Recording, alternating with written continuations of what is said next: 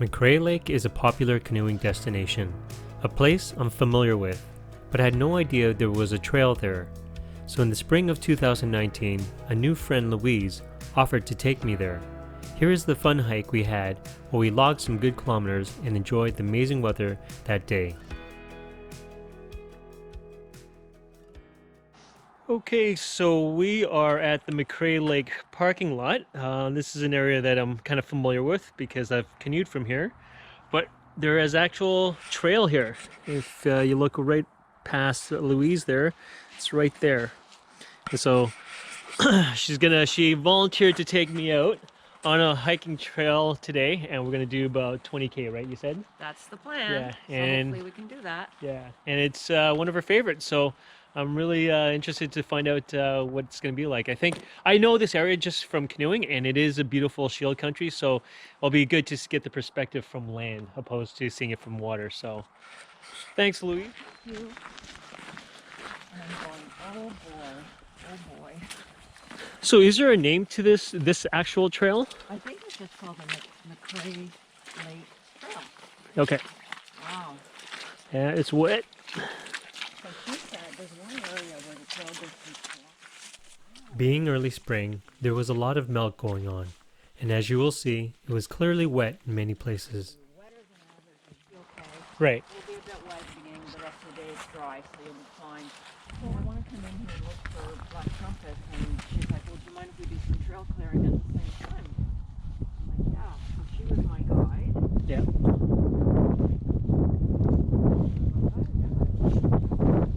Thanks.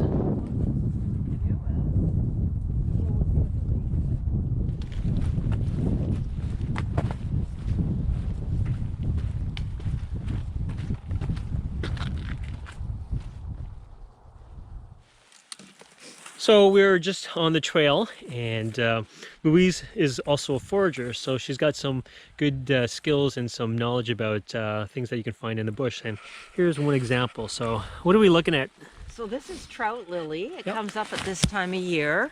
And the thing to note about it, it has these variegated leaves. Okay. So it looks a little bit like wild leeks, except wild leeks are solid green. Right. And wild leeks here would have more red. Okay. So these are edible, and they taste a little bit like cucumber. Oh. I just say there's a caution that they can have a laxative effect, so you don't want to eat too many.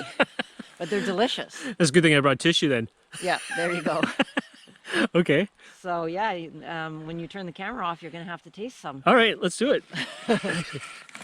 Let's, So there you go. so you just eat the leaves and everything? Yeah, just eat it. I maybe wouldn't eat the stem, but... And I just try to go in an area where hopefully a dog didn't pee on it. So it's tasty, eh? So sometimes I'll collect a few and just put them in a salad with some Nice. greens. Trout lilies? Trout lily. Nice. And they have a yellow flower when they're a little further along. They're Okay. really pretty. Nice. So that, you know, it's kind of a very unique flavor. Thank you. All right. Trout lilies. Keep looking at it. Beautiful, isn't it? Yeah, you can see all the pock marks in the rock there. And then you got a vein as well too. And a lot of people just walk by rock and they don't notice how beautiful it is. But Yeah. when you stop and look, it's just gorgeous. This is where you get to fall on camera.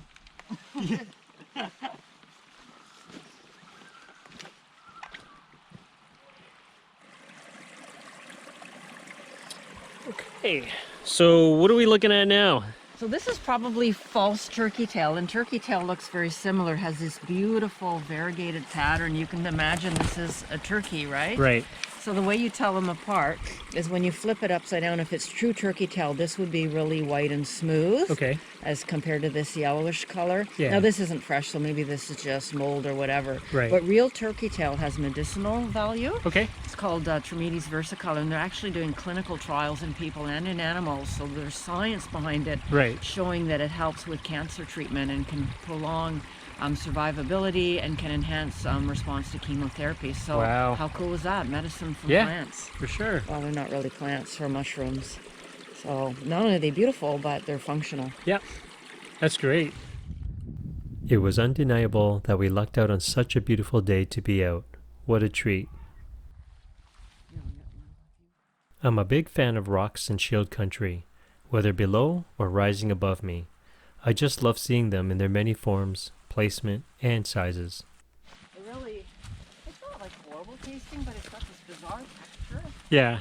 and it's kind of chewy, and maybe at the end you'll taste a portobello mushroom. But yeah, it's pretty nasty. It might have been a warm day, but there were still pockets of snow and ice around.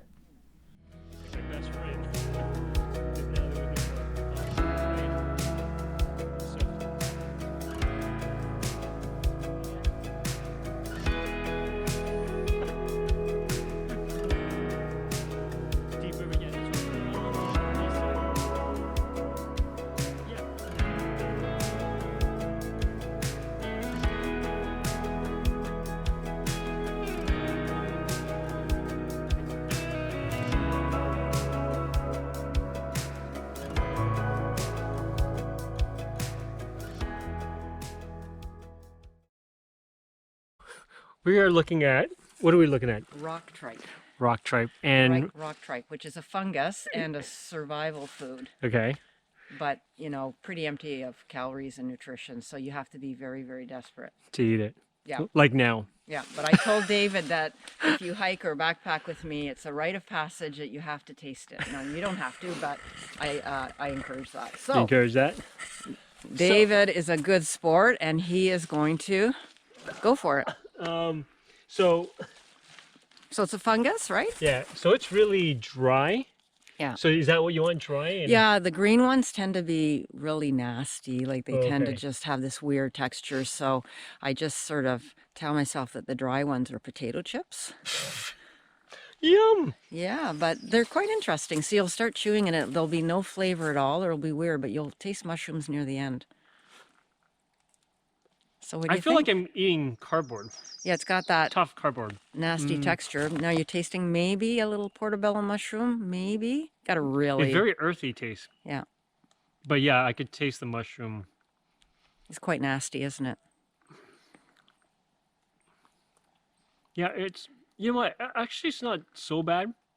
I wouldn't chuck or anything like that, or yak, but it's very earthy tasting, so. So Gritty there you now. go. You passed the test. Yeah. You're in the club. Oh, all right, survived. Thanks for the experience.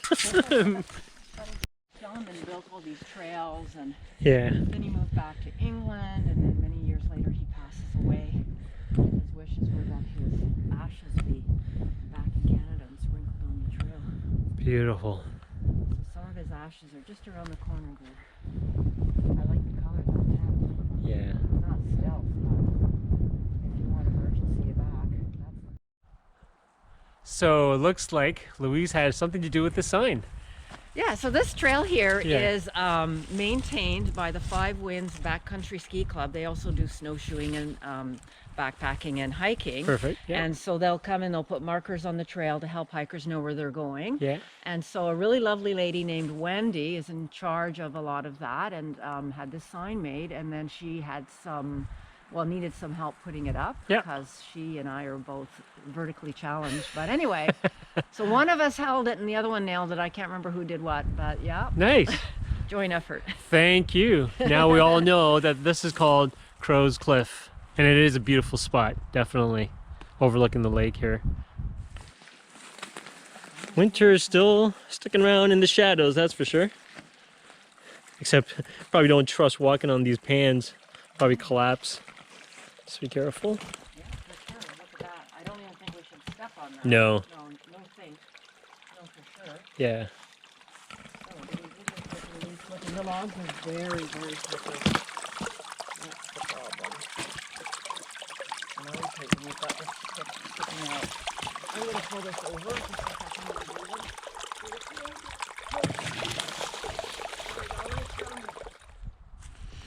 So the hike has been going well. It's turning out to be a beautiful day.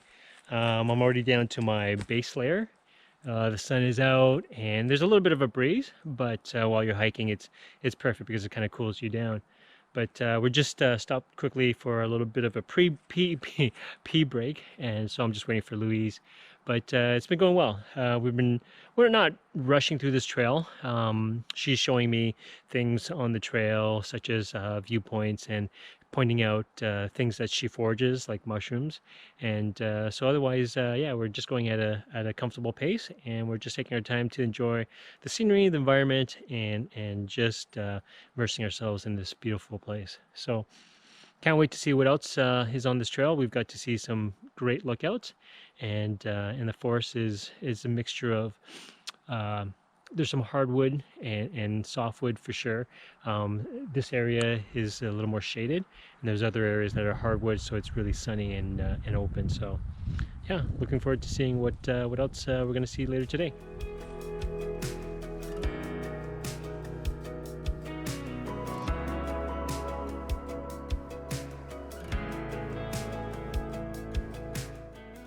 Even though there were some other options to make the hike longer, we opted for an out and back with some side trails covering about 20 kilometers.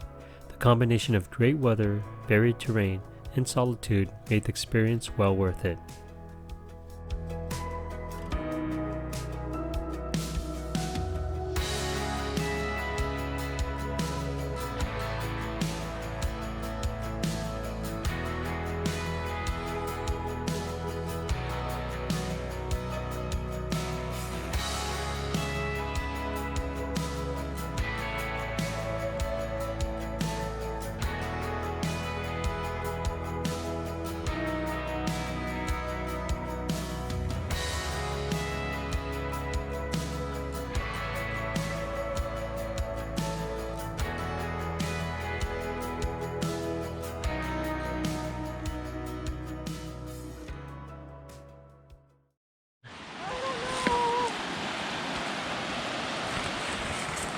So we're just approaching what Louise says is called the Narrows, and we're dropping right down. As you can see, there's a rush of water. So we're gonna just try to find a place where we can sit down and... Hey, is that a tent there? There's something billowing over there. Doesn't look like much of a tent, but there's some tan colored thing flapping in the wind. You see, yeah, you'll see right from there. The Narrows was the end point of our hike, where we would have to turn back, so we took this opportunity to have lunch on a cliff overlooking this incredibly beautiful area. But before we left, I just had to climb down to see the Narrows from below. Just down here at the Narrows, Louise is still up there, because it's a little bit of a climb to get up and down, but it's gorgeous.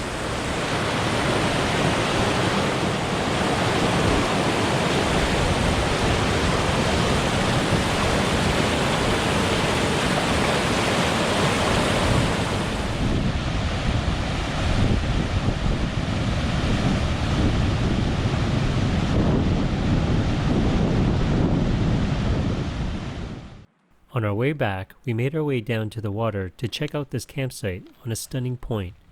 Besides taking the opportunity to refill our water bottles, Louise also had a hilarious gift for me. Okay, so we are on, this is Georgian Bay? No, Georgian Bay is that way, so this is McCrae Lake. McCrae Lake? We're close to the Narrows. Okay, so we're doing a there and back hike, so we are at the end. We just came, what, 10.5 kilometers, I think? Yep, yep. And we're at this absolutely gorgeous point. It is really stunning. It is breezy and a little cold, but it is absolutely gorgeous. And I'm really thrilled that Louise agreed to take me out and show me this place. So, but she says she's got something for me. I don't know what it is, so let's see what she wants to. I brought you a present, David, and yeah, what do you think? It's something really special just for you. Okay. Okay, so it's the bag with a hand. What is this? So just to sort of give you an idea of what the purpose of this is, these are to use as vapor barrier socks. So you can go out to the store and buy them, and they're really expensive, or you can put plastic bags on your feet, which is what I do. Yeah. And we were talking earlier about, you know, using thin liner socks, putting your plastic bag on top, and then a slightly thicker sock, and then you can wear your boot and you sweat less and your Yeah. insulation doesn't get damp, blah, blah, blah. And a lot of people use oven bags, but I found, you know, they're really expensive and they Yes. tear easily. So this is a different option. Yeah, so what I don't, okay, I get the fact, I mean, I use vapor bearers, Yeah. but they're small bags. So this thing, So yeah, it's a very heavy duty plastic, and the reason it's very heavy duty is it's used for something where you don't want it to puncture and have an issue. So I'll give you a hint. Just put it on. okay. Put it on and just Well, stick your arm in here. Oh, okay. Like a sleeve. Yeah. It's a big glove. so And I work in an industry where these gloves are used a lot. And some of you are going to be giggling, and you want the glove to come all the way over your shoulder. yeah. So what these are used for, David, these are rectal gloves, and they're used for examining cows. So a veterinarian would have this on their arm, and then they would stick their arm you know where, and what they're doing is they're feeling the ovaries and the uterus, and they're trying to tell if the cow is in season and if she's ready to be bred. And sometimes they're doing, you know, AI, and they can feel where things are going, or maybe feel the calf. And you don't want this To tear. breaking, because you're going to get your coveralls really dirty. And yeah, make sure it's right up to the shoulder, because otherwise you're going to have a poo shoulder day. But anyway, they make really good vapor barrier socks, and Yeah. veterinarians can buy them in a package of 100 for about $11, and then you can just use them over and over until you get a hole. Some people will, you know, double them up. So obviously I don't put my toes through the little Okay. things. I just double it up like that and then put the sock on. Okay. But yeah, they're just a nice heavy duty plastic. So this is new, right? This is not a reused one. Well, maybe I hope it's clean. just for you. Well, Yeah, they're brand new. yeah, so I do use vapor bearers, but they're not close to this big, and obviously this is the most unique vapor bearer that I've ever seen. Yeah. And so I could, you can just, you know, in the sock, you just have it yeah. like just up to there, and you can fold it over and stuff. But yeah, just for you, Okay, a very well, special present. I'll- That you never expected. you know what? I will cherish this on my wall. I only give them to really special friends. Just Oh, so really? You know. Yeah, I yeah. feel honored. You I should feel honored. You should. Yeah. Yeah, Well, just for you. one day I will try it on and use it on trip. You know what I do think it's pretty cool, other than the fact that I have to tell my friends that I'm using what do you call a rectal? A rectal glove. A Rectal glove. That, you know what? I'm gonna get a lot of jokes, right? I'm gonna get. Okay. So what I'm trying to say is that the good thing is that because it's so long, Yeah. it probably is good. It won't come down, because I find from vapor bearer they're about this high, and over the course of a long day they end up coming slightly down. So this one does have its advantages, other than the fact I have to tell my friends. Well, they might ask me where to get one, and I have to tell them it's a rectal glove, and I'm gonna be the joke of the Yeah, trip. yeah. Yeah. You will. Well, It'll thank- be good. Lots of joke material. Well, thank Perfect. you, Louise. You're welcome anytime. All right. Well, that's not exactly what I was thinking I was going to talk about on this trip, but hey, well, you know what? I'm sure you'll get a laugh, and one day I'll probably get laughed at. So, thanks, Lots Louise. more vet humor. Yeah. To go. All right.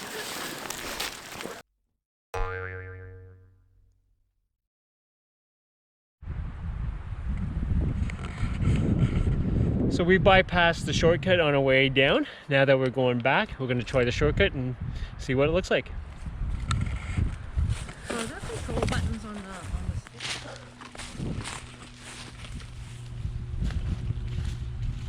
It's tricky because there's water and then the tree. Yeah.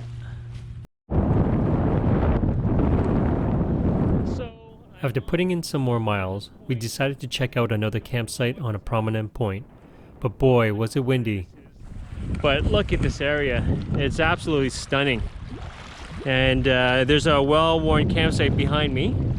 Even with the thunderbox, you can see an old fire pit here, and there's more fire pits. Actually, there's multiple fire pits. You can tell the area has been well used and picked through. But so this is the campsite, and as much as it's such a beautiful place here, you can see a lot of live trees that have been cut. The campsite's a little dirty, and here's the reason why. People are leaving garbage all over the place, and Louise is kindly gonna take a bunch of this garbage out, hike it out, and dispose of it properly. Add it to the collection. Yeah, yeah. And hopefully, when people come to these crownland areas, hopefully they'll be a little bit more cognizant of like looking after these places. Otherwise, we're not going to have these places to enjoy. There's actually even a broken beer bottle over there that's just shredded, and it's dangerous to carry out. But Louise has got a kind of like a foil package, so she's gonna see. Look at that beer bottle. Look at that. That's horrible, right? So she's gonna pack it in that bag, and hopefully won't shred up her pack. It was a lot heavier full than empty, so hello. Yeah, there's no reason why it should be left here. So Oh, it's very sad. hopefully the message gets out that take your crap out. Please. Always. She says it nicely. I have a few other words, but I'll save myself from saying anything. We continued along the trail, which led to the edge of a cliff with another incredible view of the area.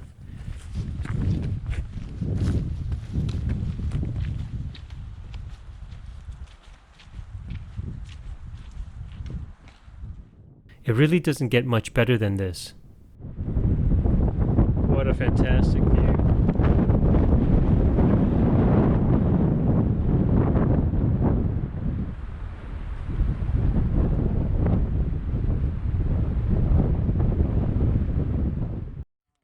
On our way back, we decided to take a small detour off trail and hike along the base of the cliffs before bushwhacking back to the main trail.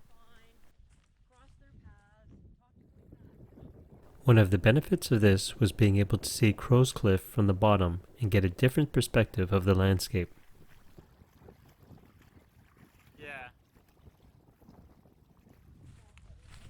I've always loved wandering off trail to see the land more intimately, but it was soon obvious others do too. Sure it's not like a homeless person?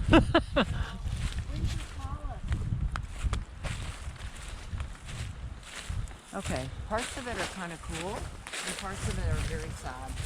Wow. Winter Palace. That's what they call it. Look at don't leave your garbage behind. Oh my god. Nice bench, but it's a mess here. They obviously celebrated Christmas here. There's your Christmas tree. Ooh, well, I can have some ornaments for home now. Yeah. My pack's getting full of garbage. Wow. Marty. It was obvious that this was a semi-permanent structure used by people that enjoy the outdoors and bushcraft. The big question always remains, is it eventually going to be dismantled by the owner or left to fall apart and remain an eyesore for others that come across it?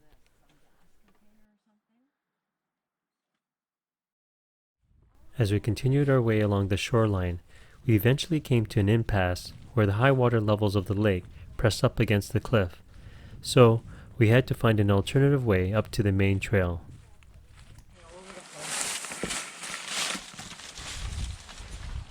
This is where the hiking poles are.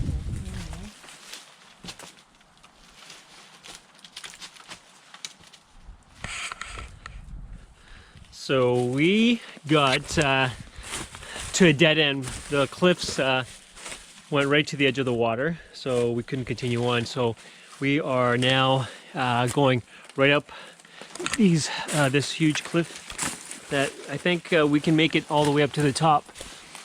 Yeah, looks like it's certainly doable. Louise, if you can imagine, is afraid of heights, but she's willing to climb up to the top here, so I think we'll be able to make it. What do you think? Prospects are good? This part's going to be sketchy, but the rest is fine. Good. It Good. is, yeah, I might need a little hand over here. Yep. Tell me what you need me to do. Well, Deep there? well, no, probably not as deep as there. You might be able to sneak up that way. I don't know what's over there.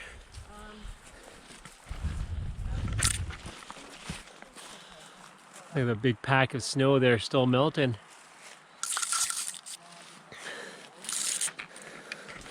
We're just trying to find areas that we can climb up. There we go. She's at it. But now, yeah.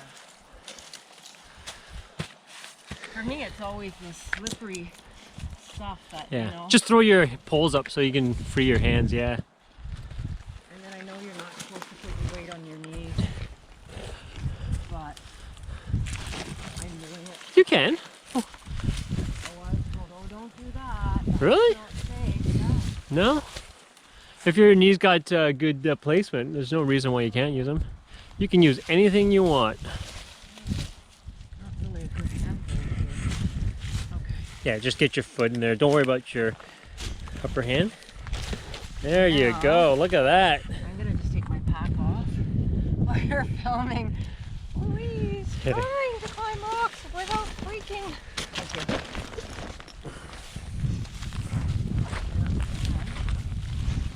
Tell you what, if you don't mind giving me a hand up, please. I certainly can. I think I'm gonna need that for that last step up. Hang on. Or maybe not. Actually. There you go. Woo! She made it on her own. I have a face full of juniper bushes. Then. Yeah! High five. I climbed a cliff. There you go. Wow. It wasn't surprising how beautiful it was from this vantage point as well. But now it was time to relocate the main trail.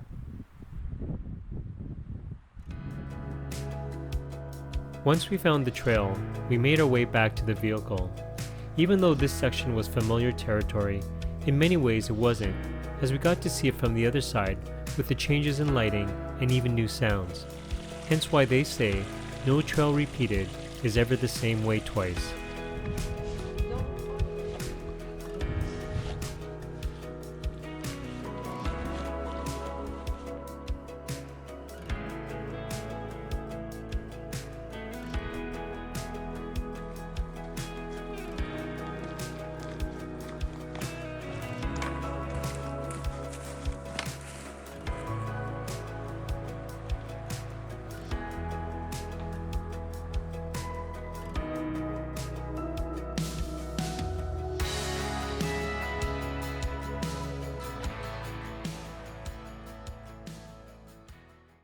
Yep. So the cool thing is we're getting closer to the end. It's getting late in the day, but we could hear all the peepers out and they're singing their song. Can you hear? Yeah.